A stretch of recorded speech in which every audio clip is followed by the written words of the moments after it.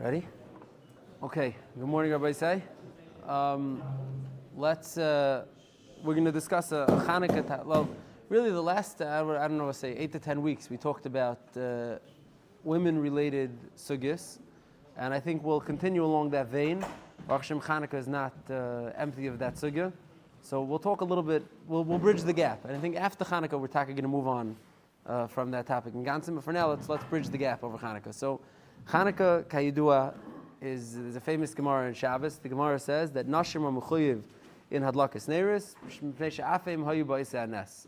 Right, even though Chanukah is a mitzvah saseish as man grama, women are mechuyev in it because they were also part of the nest. And this is a Gemara that repeats itself a few different times throughout Shas, relating to different mitzvahs saseish as man grama, particularly Yom Tif related mitzvahs, that women are mechuyev in because afin hayu ba'isei hanes. Now, what does that mean? Afin hayu ba'isei hanes. So Rashi in Shabbos says afin hayu ba'isei hanes means they were included in the Gzeira. Because the Gzeiras that the Yevanim made included women too, so they were included in it. Taisvis and the Rashbam in Psachim and Rashi on the Rif all say a different story. Sha'afin hayu ba'isei hanes means Shal Yadam Nigalu.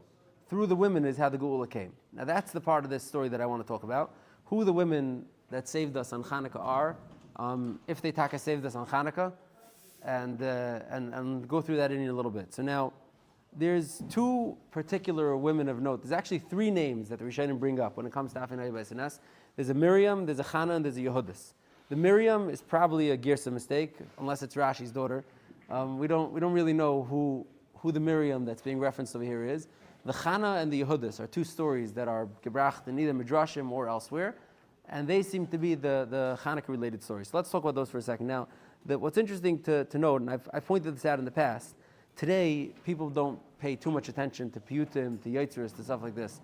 If you say it, you barely know what you're saying, and it just, it doesn't make much of a mark. But back in the day, what it said in the piyut, what the Paitin wrote, had a big impact on what people's collective memory becomes, because the Paitin was writing something that everybody said, that time of year. Chanukah, you'd come to shul, everyone said it. L'chayr, everybody knew what they were saying, or had an inkling of what they were saying. The Darshanim probably spoke about what was in the piyut. If you look at like older style drashas, a lot of times they talk about what's in the piyutim, meaning back in the day, piyutim did a lot of shaping. Now, what's interesting is that the piyut for Chanukah, Oidcha ki anafta bi, I think it's Nunas Ashkenaz piyut. I could be wrong. I don't say yitzris, but I think the piyut of Chanukah connects these two stories of Chana and Yehudis. It's based on a she'iltis. The piyut is going. The Paitan is based on a she'iltis that seems to connect these two stories. So let's talk about the story of Chana, which is the much simpler story, and then we'll move on to Yehudis, where there's a tremendous amount of moving pieces. Okay, so the Chanukah story is as follows. I'm going to read the Sheiltis' version just because it's the most concise. It says as follows: the Yevanim Kaidua, like the Gemara in Ksubas teaches us, made Gzeira that every girl who gets married tibayil hegman tchila. Now, whatever that exactly means and what the terms of this arrangement were is could be discussed, but there was this Gzeira going on. Now, if you look in the Bavli and the Yerushalmi, it's mashma that there were many people who got caught up in this Gzeira. They had to deal with this Gzeira. Mitzad Sheni, if you read this Lashon of Sheiltis, it sounds like it never actually came into effect and everybody was able to skate. So let me read the Lashon of the Sheiltis. It says as follows. This Gzeira went on, it says, for 3 years and 8 months, Ad Shebo Bita Shel Chashmonoi Li Naseh, until there was one of the daughters of the Chashmonoim who was ready to be married. They couldn't hide her marriage because her father was Krevel Malchus, which means, if you look at the Shiltos, it means that all the other marriages until now, they would just hide it somehow. The marriages would be like, not so, whatever. We know from the Gemara Ksubas, they moved the days.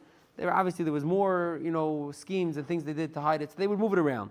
But this one was like a Rebbe Shechasana, and there was no way to hide a Rebbe Shechasana from the Greeks. So what are they going to do? So Kivin Shehirgish Hamelach Shalach Lavia Lifke Meisa. The king sent a direct order that he wants her. And they were sitting on the table. Kivin Sheshama Sheshalach Hamelach Alea. Here B'daita V'Amra. She had a machshav in her mind that she thought as follows. She said, if I'm going to go to this guy and he's going to be paiging me, everyone's going to say, are we any better off than the daughter of the Chashmonai? And I'm going to be the cause for a grace of Chilul Hashem, because people are going to learn from me that, if I could go along with it, anybody could go along with it. It's better that I should die, and it shouldn't come out of Chilul Hashem in my hand. So Masratz Malariga, in her mind, she committed that she's going to die. V'amdu pashta bigdi tachshitea. She took off her kala gown. Umasra atzma v'lavshes martutin v'nat lakais v'kitan shel yayin biyada v'ysamashkel b'nei Medina. People were embarrassed about her. She was like, she starts. She's not being garish the chasana. She puts on, dirty clothing, and she starts just giving wine out. It's like, what's going on over here? So miyad herimas roisha v'kaylu b'chiyah gedayla v'amr lahem. Eight tzadikim b'nei tzadikim, chasidim b'nei chasidim, lamatem esbayshim benu, b'nei shalavashti smartutin, v'einchem esbayshim me'ashem yisal ashatem roitzim limsaris b'yad ha'ar l'tamaisi. You're embarrassed about how I'm not selling suit to the chasana and I'm not dressed in my gown anymore. Be embarrassed about the gzera. Be embarrassed about what's going on over here. So ba'isa shah yatz Yehuda v'achav v'chaver v'eitzas tevis. They had an idea. Ma asu heviu hadas v'chol minei b'samim v'asu chupas and beisish ha'chashminoi ad beisish shalois Russia. They made an entire procession like it's very rubbish. They lit the, what's it called? When they do the strings of lights. Go in Bar Park. Every shtibel has one. The string of lights. From the beis chashminoi all the way to the Ha'isei Rasha's house, the Hegman's house. When he saw that they were coming with the corn truck, doing Achnasei V'Teres style, you see, they're telling to me, these are the Gedei Yisrael, this is the most chashuv family in Klal Yisrael, and they're coming, they're not fighting me. We should give them some kavod. He sent everybody out. Yehuda was the only man who was left there, meaning he said, we don't have to be so formal with them, we could trust them. And Yehuda was the last man standing. So this is what the Shilta says. Now in the Shilta's version over here, the woman heroine, the woman who saved everyone, didn't actually do any killing. She was just Meiser. She was the one who like formally said enough is enough. Meaning everybody else was going along with it, and she was the one who said, no, enough is enough. We're not going along with this. We cannot go along with this anymore. And once she was Meiser Nefesh B'daita, and she said, we can't go along with this anymore, then already things fell into place, and her brothers and everyone got, thought of the Eitzis, and Yehuda was able to do some sort of, dramatic, slaying inside the palace, and that created like a ripple effect. So this is the first story, and this is what the Shilta brings. And in the Piyut, the Yotzer for Chanukah, it says this story. Now then it continues, and it goes to the next story of Yehudis. It says, when Kivin Sheshama Lipornis Melech Yavanim Shargu Hegman Shalev Anashav, once Haliporni heard about this turn in fortunes, and he heard that the Jews rose up against the Greeks, and now they were staging a revolt, and that they had killed some of the leadership, so then he got upset. Amad v'kibitz kol gayasaysev v'chayalev. He gathered his entire army. Ubao chan al Yerushalayim. Now this is Haliporni, who we know from the famous story. He comes and he gathers together a whole big army and he camps out on Yerushalayim. And then it continues, the story over here, whatever, fine. Anyhow, it gets to the point where Yehudis, who was an almana, Isha almana, who was a beautiful woman who lived in the area, she went Yatzal Asar Tzvar Liporni Lemachaneu with a taina that she wants to join him, Limalit Me'amah, to get saved from her nation. She fed him Machale Chalav, V'tavshile Gvina. She gave him, milchige foods and cheesecakes and stuff like this, so he should be tired. And then she gave him some wine, he should fall asleep. When he fell asleep, Chatcha Reishe Ve'vi Yerushalayim, and that's the famous story. This is what it says in the Sheltis, and this is what it's quoting, and this is what made it to the Piyut. Now, so this is the story of Yehudis. Now, what's fascinating is that, and the Sheltis frames this as like the turning point of the Nes, and because of this, Klal Yisrael was saved, which is why Rishonim are bringing that Afein Hayu B'Yisei Nes is Shal Yadam Nasa Nes. Through them, the Nes was happened. This is that famous story with Yehudis. Now, what's interesting is, and the Achronim right away start raising this, is that Chazal in Shas talk about the Nes of Chanukah somewhat. Now, granted, they don't talk a lot about the Nes of the Mulchama. The Nes of the Mulchama seems to be, pretty much very, very understated, but they talk about the Mulchama, the Nes of Chanukah, and make no mention of this story b'chlal. There are contemporary history svarim, meaning from those days, svarim that were written, or books or svarim that were written in those days, and they make no mention of this story, the story of Yehudis. It's not mentioned at all. So where is the source of this Yehudis story? Where does it come from? Where's the first time that it's mentioned? And what's its connection to Chanukah? Now, there is, God the Samachrain, we say that in Al Anisim we say Gibayrim B'yad Chalashim. Now, normally I think everyone reads Gibayrim B'yad Chalashim is that Klal Yisrael was a small army, a ragtag army who was hiding in caves and was able to stymie the great Greek army, which was like the global superpower at the time. They were the first ones to have tanks, right? I'm saying an elephant is a tank. They invented certain military technology. They were the global superpower, and a small ragtag bunch of Jews were able to put them on their back leg and chase them away. Now, we know, if you know the history of the Jews at the time, that Klal Yisrael did not chase the Greeks away and become an independent kingdom. They were a vassal state. The Hashmonaei kings worked for the Greeks and then later worked for the Romans. They were never, it's not like this like they chased them away, they killed them in Gansen. It was more like they reasserted their right to religious freedom and to some sort of, ability, whatever it is. But that's how most learn Gibarim Biyad Chalashim. There are Achronim who learn Gibarim Biyad Chalashim means women. The Gibarim, the army, was given Biyad Chalashim, the women, these Yehudis and Chana, these women who were able to turn the tide for the Jews. Now, I guess we'll be maschil, but the problem is like this. The problem is like this, that this story of Yehudis is brought down in so many Rishonim. Meaning this story that Yehudis happened on Chanukah, that she went to King Heliporni, who was camping outside the city, and she fed him milk and cheese and wine, and she killed him, she cut his head off, is brought down in the Rishonim all over the place. The Rashbam, like we said, Rashi on the Rif brings it down, and Rashi on the Rif is not really Rashi, but maybe it's an earlier Madura of Rashi, even though it's not the same as Rashi and the Gemara, but it's something.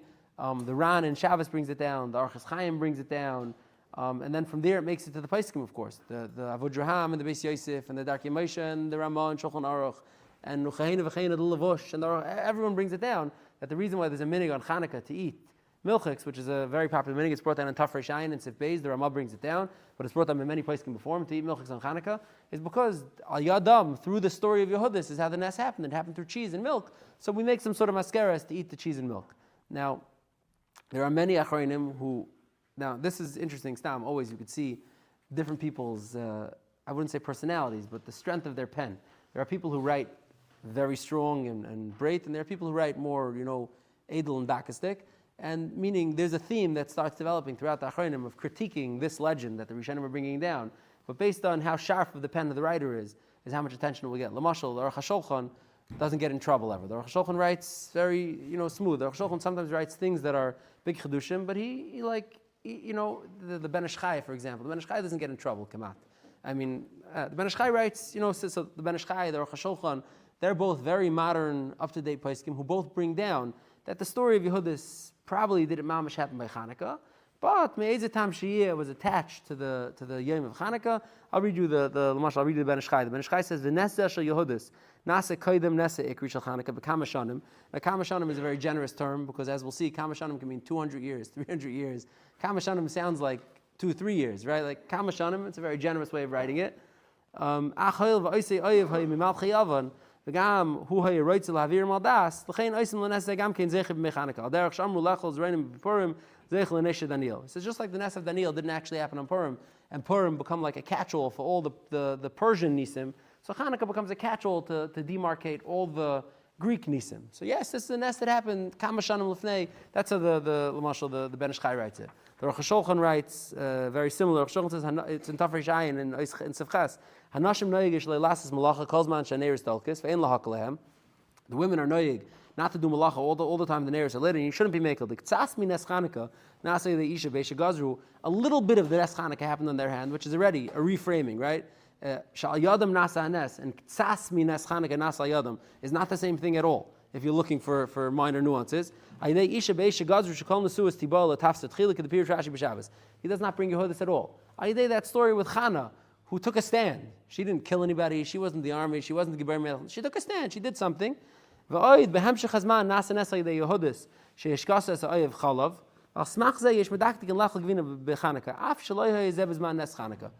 though that story with Chanukah, with Yehudis, wasn't Mamash Nes Chanukah, but it's Nes Chanukah related, it's Nes Chanukah adjacent, and so this is how like the Aruch HaShulchan and the Ben Ish Chai refer to it. Now if you look at the Maruk Tzia, the Maruk Tzia is the Yavitz, Yaakov Emden, not known for withholding his pen. He writes as follows. He brings the shmuz.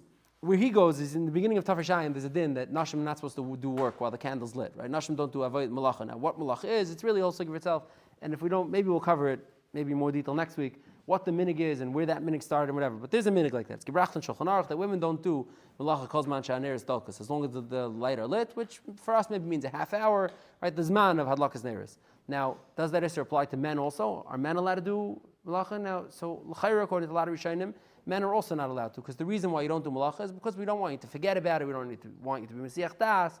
It has nothing to do with other things. Now, the Taz, quoting from Rishonim, brings that the reason why women don't do, and the women with taka was really exera on women was beyichud l'nashim, because shayad nasa nes, because the women were the one who made the nes, and because the women made the nes, they have some sort of more connection to the hadlakas neres. The men are, and that's why they don't do malacha during the hadlakas neres period.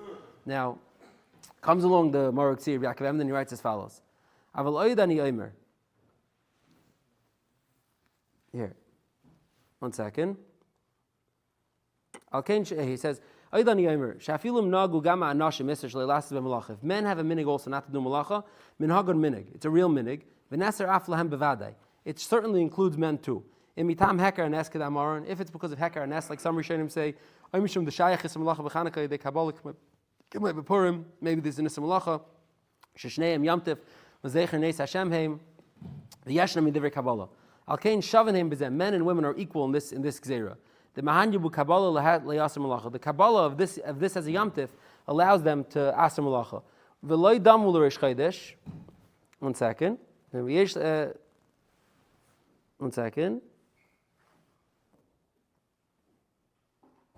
V'yesh leimer sha'af la'anashim yesh behem smach laminig v'gam bezeh ani chelik al dvar betaz. I'm chelik on the taz. Shekasav aval la'anashim vadei and shaychus laminig zeh. The taz writes that men for sure don't have a shaychus to this minig. V'loihi vadei yesh gam la'anashim v'gedolim mizu ani omer ki nagu limnuye kul. I'm not getting the piece over here. 1 second. I'm sorry. I'm not finding the right spot. Here. I'm sorry. Right here. He says, the Gzeris of the Ivanim included women like it included men. Not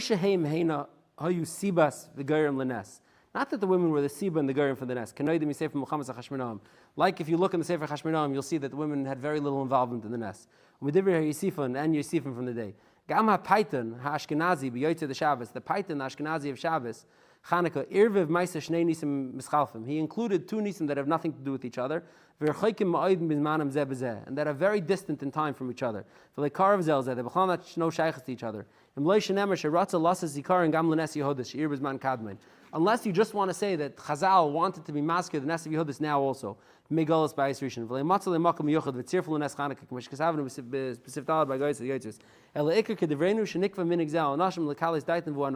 So he goes against the Taz, that's recording from the Sheltis and the Piyut, and saying, what shaykhs? The Nes has nothing to do with this. They would just stand for Mish, 2 Nisim together. It's a very, very distant Nes. Unless you want to tell me, and essentially what he's doing is laying the groundwork for what the Aruch HaShulchan and the Ben Ish Chai and others do, unless you want to tell me that there was just like some desire to be maskir an old Nes, to say thanks for an old Nes because it bore some vague similarity, so it was included in Chanukah. So he like is mamish, madchid and pushes it away. Now because of his sharp language, and he doesn't say when yet, but because of his really sharp language, the Minchas Elazar obviously in Mukei Arachayim picks up on the Yavitz and he says as follows: I saw the Maruk Tzia arguing in the Taz. Because of the Hachmais Yehudis lahadam b'Milchemes HaChashmonaim. The Yavitz is taining it has nothing to do with the Milchemes HaChashmonaim. He says.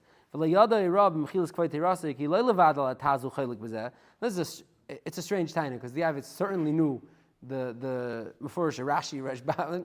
It's a way of saying that I don't know what he's talking about. He says, the Yavitz is arguing on all sorts of Rishonim. Came mashma b'Rashi b'Shabbos and v'chein b'Cholboi v'Ramah v'chein alapayat Ashkenazi b'Yotzil Chanukah. So the Minchas Elazar says ube'emes ein lanu al divrei Rabbeinu Harishonim v'Apayis Zal ube'emunas uman divrei anu nera ar ad nachan ayem meheri menus. The Minchas Elazar goes everyone's very much in their lane over here. Rabbi Yaakov Emden is not withholding his pen and he's saying something that seems out of place and strange, doesn't belong here. It doesn't belong here. It's whatever it is. It's a little bit of a mascaras for an old Nes. It's not something that you should make a whole tera out of. Meaning it's not a reason. It's not the reason for Isam Malacha. This is not the big sugi over here. The Minchas Elazar says Hayatachin. All the Rishonim are mentioning this. It's brought down in many Rishonim. How could you machravek like that? Now the taina that the Rabbi Yaakov Emden has is that l'chayra this shtickle. It doesn't seem to be connected b'chlal to the Nes Chanukah. Now I'll read you from the Tzemach David, who's the Ramah's Talmud. The Tzemach David is the Ramah's Talmud. He wrote a history sefer, but he's a Talmud of the Ramah. He writes as follows. He brings the Sheiltis, he brings the Nusach and the Piyut, and he says as follows: Yehudis Eishes Chayil min Ivriim Hargas Sarhat Tzva Liporna v'Chatchas Reishchay v'Garma Teshua Gedei Leporkan LeYehudim K'Kasav B'Sefer Yehudis. Now here. He's the first one who introducing to us where the makar of the story is, and that's really what I want to get to. He says there is a story about this woman Yehudis who brought tremendous savor to Klal Yisrael, like it says in the Sefer Yehudis, in the book of Yehudis. Zman zeh ha'maisa lo yedanu ki lo mitzasim mizeh b'sefer Yosif and Davar. I can't exactly nail down when the time of the story is. According to the way the Paitan says it seems like this was a nest during the days of Chashmonah. Doesn't say anything about this. And if you take a look at the Sefer Yehudis where it says the story, it sounds like during Nebuchadnezzar's days. Even earlier. According to these calculations, it was either 200 or 300 years before the Ness of Chanukah.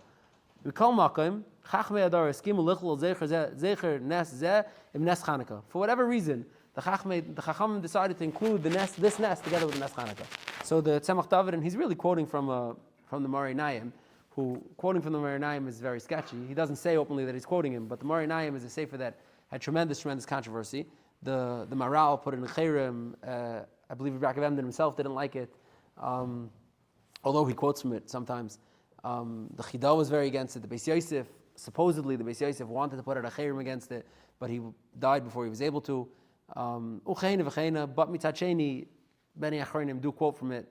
So it's one of these farm that, we don't like it, but sometimes we quote from it. So that's what the Tzemach David is coming from. It's coming from the Moreh Naim, who's doing the research and saying it doesn't make sense. Now, what is the Sefer Yehudis that they're all referring to? Now, meaning Yich Shiyeh, whether you're in the Minchas Lazar's camp, you're in Yaakov Enderman's camp, or you want to go to the Ben Ish Chai and the Aruch HaShulchan's version, or whatever verbiage you want to use to say it, Hayotzim Mikol Divrei HaAchronim, is that this is a story that happened at an earlier point in time, whether it was a few years or many years is a shaila, and for whatever reason, Chazal decided to mark this nest during the Tkuf of Chanukah, probably because either it was under a Yevani kingdom, which is shver depending on the timing, or because it was a woman-related nest and there was some sort of women's Kiddush Hashem that took place during Chanukah. For whatever reason, Chazal decided to, and it became something that's marked by the minig of eating milk, eating milky foods, and by not doing malacha. And these are two very, very prominent minhagim in the halachas of Chanukah. So this has major sticking power. And the reason is because most of the Rishonim say it. Now the Achronim are being mefakfik, and yeah, that's what happened. Exactly. That could be the reason why the Chachamim put it together, because there was women-related gzeirus and women-related heroism and Mesiras Nefesh and etc. that happened. So there was another famous story that Klal Yisrael knew of a woman from a previous dar, from previous dairis, who had done some sort of major Kiddush Hashem. There was never a day that was attached to it. There was never a yom. So we're doing a yom already that has to do. We're addressing women's heroism, and we're addressing the Kiddush Hashem that comes. And Sha'afein Hayyibay Sanes or Shal Yadam Nasanes, whatever version of the Rishonim you're going in. So let's include this too, which is what the Aruch HaShulchan, and essentially Yaakov Emden is saying that too. And the Maruk Tzvi, when Yaakov Emden is arguing in the Taz, he's not saying, and Memela, I tell you, these minhagim should go in the garbage. He's saying, Memela, understand the minig in the context of what it is. He's not arguing on that. So, but the Tzemach David and Yaakov Emden is referencing is the Sefer Yehudis. So let's talk about the Sefer Yehudis for a few minutes. This is really a shmooze that we should do, we will, Amit Hashem, do at some point for a few weeks, is the shmooze about the Apocrypha. There are all sorts of books, Svarim, that were written probably in Hebrew, most of them in Lashon Kodesh, written like the way Tanakh is written, that were written during the Tkufa, between the few hundred years between the end of the Chsima of Tanakh, the end of the Chafta Svarim, and the beginning of later books, what the Catholics call the New Testament. Now, the Apocrypha, these books, they're called the Apocrypha, the Apocrypha. By us, they're called Svarim Chitzainim. In English, they're called the Apocrypha. They're in the Catholic, canon, they're part of the Old Testament. Meaning these are Jewish books, part of the Old Testament, that the Catholics accept as Old Testament, but they're part of the Old Testament. And then when their New Testament starts, is a few hundred years later, that's the New Testament. Now the gate closes at the end of the Chafta Sefer Tanakh, which is a whole sugya, and we'll talk about it in Mitzvah, it's Gemara Mabasra, Gemara Sanhedrin. I want to talk about it one day. It's a good topic to talk about, and the Gemara in Sanhedrin seems to say, Akiva says, if we pass it like that, if it was a time-sensitive takana, if it was forever, the Machlekes Rishonim, etc., there's what to talk about. There's a lot to talk about over there. But one of those books, in part of the Apocrypha, part of the Svarim Chitzainim, is a book called Sefer Yehudis. Now, Sefer Yehudis, we don't have a Hebrew version of Sefer Yehudis. Meaning the only surviving versions of Sefer Yehudis were all in other languages and translations, in Greek and etc. like that. There were 4 or 5 maduras of it that survived. Later on, it was retranslated into Hebrew, of course, and you could have Svarim Chitzainim in Hebrew. But scholars of language and etc., something I am absolutely not, do say that from the way the translation is, you could tell it's a translation. Meaning, if you read a book in English that was a translation from Hebrew, you don't have to be a big scholar to be able to tell that this was written in Hebrew originally and translated, right? And vice versa. So meaning scholars of language could tell you, and it does seem that the Sefer Yehudis was originally written in Lashon Kodesh, like biblical Lashon Kodesh, meaning like the same type of language as the Sefer Tanakh, was later translated over, and Hayos, for us, it had no Kedusha, it was never Halig. It wasn't preserved in Lashon Kodesh, and when Klal Yisrael was being abused and destroyed, it was of no value to save the Sefer, as opposed to the Greek libraries where this was part of their Old Testament, or whatever you want to call it, part of the important books. It was preserved in Greek. Now, in any case, the story of Yehudis is preserved in this manner. Now, it's a whole arichas, the story. It's written, I have it in a Hebrew translation over here. It's written like Nevi'im, meaning it's 11 or maybe more. Maybe, how many prakim is it? It's 15 prakim, each divided in prakim and psukim, same way you'd read a Navi. Actually, no, don't buy one of these. It's written in like this, in this whole thing, and it's a ganze lange Maisa that describes Klal Yisrael in those days. Now, the way the Sefer Yehudis frames it is that Sefer Yehudis is written during the days of Paras, during Nebuchadnezzar's kingdom. That's this version. And there's a king, a later king, who is working out alliances. He's trying to work out alliances, and he's facing a revolt from one of his far-flung provinces, and he issues like a bull to everyone who's part of his NATO, and he says, if you stand liyamini, if you help me now, I'm going to help you. If you don't help me, when I'm done with them, you're next. Meaning like a threat. And most of the smaller countries in the area fall into line.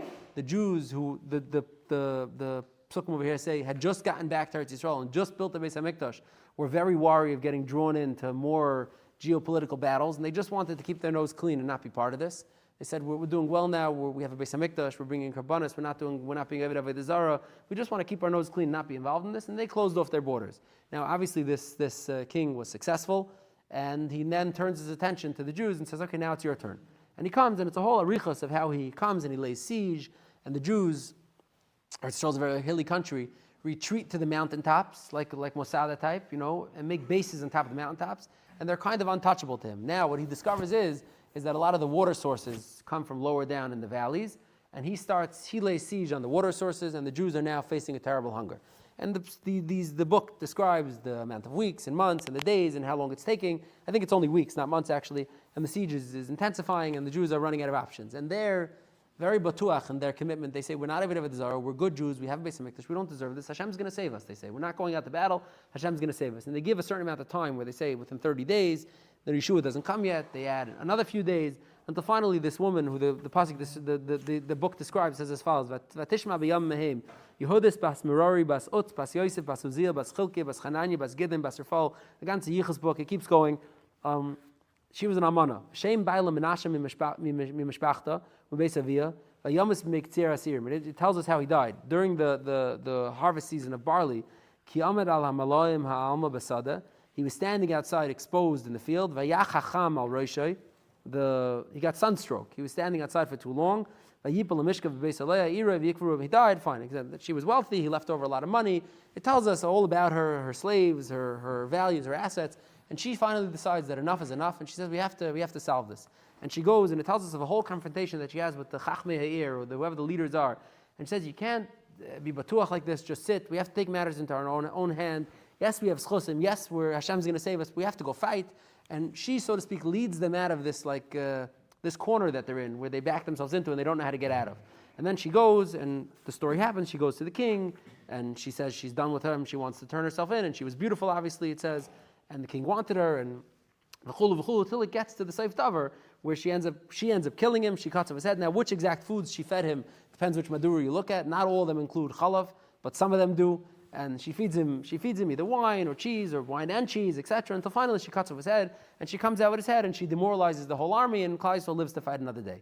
Now, this happened hundreds of years before the Netzach Chanukah, and it was taka, a story of a major heroism done by a woman who, so to speak, like she came out of the shadows and guided Gans Klal Yisrael and how to address it. Meaning, Klal Yisrael was stuck a little bit, and she guided them and how to break the loggerhead and how to get to the next step.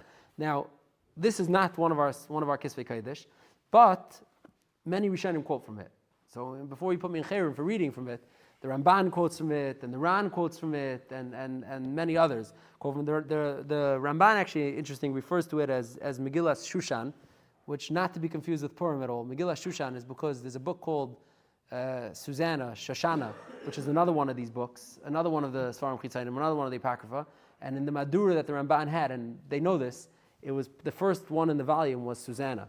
So the Ramban referred to the whole book as Megillas Shushan, meaning the book of Susanna, even though there's many different stories in there, many different Svarim Chitzainim, but the Ramban refers to it, and the Ran quotes from it, and some of them quote very explicitly psukim or pieces that come from this book. So now, what the Tzemach David is saying, what the Yaakov Emden is saying, is that the story of Yehudis is this story. It's the story that made it into a written document from hundreds of years ago. It's not actually a story that happened Chanukah time per se, but it was another example of a Isha Tzidkanius, a from Erlich, a woman who stood up and really took a stand and said, no, you're not handling this right, you're not doing the right way, and made a stand and was willing to be Moshe Nefesh. We mark it Chanukah time, the Nisim of Chana, the Nisim of Miriam, and the Nisim of all the different women who throughout the Deiris, were Moshe Nefesh and took a stand. Now, I don't know, it was too long, but just 2 more minutes. Once we're talking about Sefer Yehudis, and really we could save this for when we actually talk about Svarim Chitzainim as a whole. But one of the main, call it issues with the Svarim Chitzainim that a lot of Talmid Chachamim have, I'm talking about a long time ago, is that there are certain things in the Svarim Chitzainim that are dinim that are relevant lahalacha that don't always stem with the normative halacha that we have today. Meaning there are some times where a shaila comes up in the Svarim Chitzainim, like what an haga should be about a certain shaila, and based on the psak that comes out of these psukim, it seems not like what we're doing today. Now the Sefer Yehudis is one like that. Now it's a big point of contention. I'll just share mamish briefly what they are. There's two like halacha shailas that happen in the Sefer Yehudis that need to be discussed. One is as follows: is that in Sefer Yehudis it talks about there's a ichor, there's a ger. It's really out of order. There's a the pasuk. It's in Sefer Yehudis in Parak Yudalet pasuk Yud. That's just how to find it. It says as follows: Vayar ichor es kol asher asa elikei Yisrael, vayamin ba'Hashem ma'od, vayimul b'sar alasa, vayilva beis Yisrael. Now ichor is a Amoni, he's from Ammon, and he sees how much Hashem saved Klal Yisrael, and this he decides to join. This is similar to what the end of the Megillah it says, V'rabim me'amei aretz misyadim, right? Meaning this is at the end of some of the stories of great success and great atzal for Klal Yisrael. We find the Ribi and Gerim. So it says over here there was this Vayar ichor es kol asher asa elikei Yisrael, and decides to become a ger. Now the problem is. Some point this problem is that it's a pasuk in the Torah that says leyave amoni b'kal Hashem, right? And Amin, we don't take gerim from Amin. Now, and Chazal paskin like that. Obviously, it's a pasuk, and it's a din in the Gemara and Yivamis, and it's a pasuk in Shulchan Aruch. We don't take gerim from Amin. Now, over here, it seems to be accepting a ger from Amin. So some of the Chaykum say this is one of the reasons why the Sefer Yehudis was the chuya. It's because of it. What do you say? Oh, this is a major problem. Exactly. The problem is that. This is after Sancheriv. Now after Sancheriv, Sancheriv, Bilbo Kala Umas, he was mefazer everybody, and Chazal say we do accept Gerim from Ammon and Moav afterwards. So what type of problem was this? Now, just for fun, this is Shleila Maisa, just for fun. It happens to be that there's a tshuva from Yaakov Emden in Shelas Yavitz and Chelik Aleph and Tshuva Memvav, where he says as follows. He brings Rishonim that say that this that Chazal say Amat Sancheriv, Bilbo Kala Umas, and now you're allowed to take Gerim from Ammon and Moav and anywhere. That means the Archi Parchi. The regular people, regular Ammon and Moavim, you can take Gerim from them. But like notable families, let's say like the family, a family that's miyachas themselves to Julius Caesar, I don't know, Lamashal, right? Their last name is Caesar still. You know what I'm saying? We come from the Caesar. It's not mistaver that they're mishpachas mulvalas, meaning they're yachsanim. They're famous last names. Famous last names you have to be concerned about. And Yaakov Emden says, Mamela, he thinks that Rome, people who live in Rome and have like yichus to being like papal families or emperors' families or whatever, or senators' families, meaning people who come from like the mishpachas miyuchasis in Rome, you can't accept gerim from them. And he says this halacha l'maisa. Yaakov says this. Now none of the place can bring it. It's not passing like this. In what do you say? What do you say? Atzamayim. Yeah. I'll read you the truth. Atzadim. There's a zikr halacha. Now it's not a thing that's lahalacha. And if you look in Shulchan Aruch and in Hilchos Yuchsin, in the beginning of Even Ezer and Siman Aleph, this day is not gebracht at all. Rather, the Pesach Tshuva, Afanart, when it says Layavei Amayni, and the Shulchan Aruch says, now that Sancheriv came, Bilbo Kalomis, Pesach Tshuva says, Ayin Shut Shelis Yavitz, Chelik Aleph, Siman Memvav. Doesn't even bring down the Tshuva. It's just like, you want to see something interesting, you want to see something fun, take a look over there, there's a Tshuva over there. So you could make Tyrus over here that maybe Achir was a prominent Amoini. We would have to go into Achir's lineage, and I think we're out of time to go into Achir's lineage. And there's another shaila over here about Achir's Geirus. Achir also doesn't say anything about Achir going to the mikveh. Now, we know the Gemara in Yevamah says, for Geirus you need Kabbalah's mitzvahs, Mila, and Tefillah. Doesn't say anything about his Tefillah, so again they handle what happened to his Tefillah. And again, it's against the shmuz. When we circle back to Svarim Chitzainim, we'll revisit Sefer Yehudis LaHalacha and Mitzvah Shem. Okay, to be continued. You've just experienced another Torah class brought to you by TorahAnytime.com.